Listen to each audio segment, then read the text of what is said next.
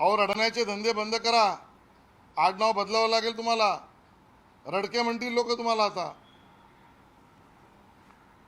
देवेंद्र फडणवीस आणि निवडणूक आयोग जर सगळं नाकारत असेल तर शाही पुसल्या गेली नाहीये, तर या दोघांचीही मिलीभगत मग त्यांची शाही का नाही पुसली गेली हा माझा प्रश्न आहे। उद्धवजी ठाकरे, राज ठाकरेजी, तुमची बोटावरची शाही ही का पुसली गेली नाही? त्यांचं म्हणणं आहे की मी पण पुसून बघणार आहे ती शाही। हा मग पुसा आणि मग या आणि मग तक्रार पहिली करा, हवेत गोळीबार करू नका। आधी 2-3 दिवसांपासून बघितलं तर प्रत्येक निवडणूक आयोगाच्या गोष्टीवर आता आक्षेप घेतला जातोय, जो की आधी घेणं अपेक्षित होतं। मग ते पाडू मशीन बद्दल असेल, प्रचाराच्या वेळी शेवटच्या दिवसापर्यंत फिरता येते, कारण तो नियम जुनाच आहे याच्यावर देखील, कारण आम्ही देखील 12-17 बघितलं। तुम्ही कसं बघताय, वारंवार या गोष्टी हायलाईट केल्या जात आहेत, ऐन मतदाना दिवशी देखील थांबत नाहीये। मी तुम्हाला सांगितलं ना, गतिरोध आहे।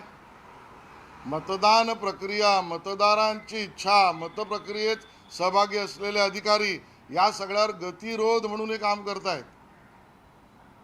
आणि म्हणून यांनी पहिली ही तक्रार त्यांची आहे ती रजिस्टर केली होती का?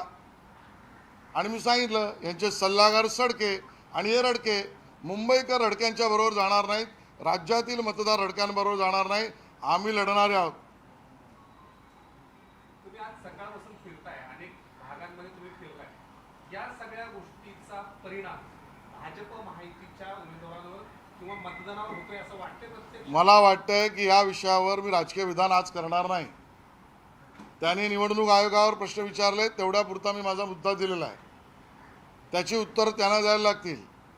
विनोद तावडे यांनी स्वतः सांगितलंय की निवडणूक आयोगाची जर चूक असेल शाही संदर्भात तर त्यांनी ती सुधारावी। स्वतः विनोद तावडे त्यांनी निवडणूक आयोगाला म्हणणं मांडणं त्यांचा अधिकार आहे। ठाकरेंनी निवडणूक आयोगाकडे तक्रार केली आहे का? निवडणूक आयोगाशी संवाद करा, प्रेस कॉन्फरन्सेस, वार्ताहर परिषद घेऊन कथानक उभं करून राजकीय नटसम्राट ही तुमची भूमिका आहे ठाकरे बंधूंची, आणि म्हणून तुम्ही रडके आहात हे आमचा आरोप आहे। संजय शिरसाट यांनी देखील हे वक्तव्य केलेलं आहे की शाही लावण्याऐवजी मार्कर पेन लावलेला आहे, ही निवडणूक आयोगाची चूक आहे। निवडणूक आयोगाशी कोणीही बोलू शकतं, त्याला मुद्दा नाही, त्याच्यावर कथानक रचून प्रचार करणं हा गुन्हा आहे। निवडणूक आयोगाचा इतका ढिसाळ कारभार समोर आलेला आहे की नवी मुंबईमध्ये स्वतः गणेश नाईकांना मतदान करण्यासाठी 1 तास फिरावं लागलं आणि त्या बाबतीमध्ये निवडणूक आयोग उत्तर देईल, आम्ही निवडणूक आयोगाच्या वतीने उत्तर द्यायला नाही। आमच्या राजकीय भाष्य केलं तेवढा पुरता आम्ही बोलतो।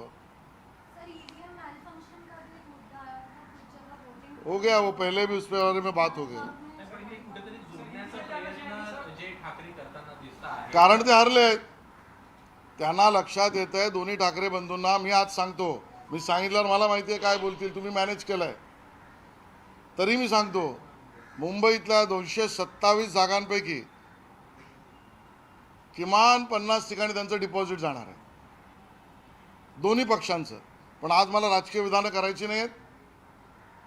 मतदार आणि मतदार केंद्र यावर मतदारांनी मोठ्या प्रमाणात यावं, लोकशाही महोत्सवात सहभागी व्हावं, मतदानाचा अधिकार बजावा। लोकशाहीसाठी आणि लोकशाही यंत्रणांसाठी आतापर्यंत 30% वर केलं, अजूनही मतदान करा ही नम्र विनंती। धन्यवाद।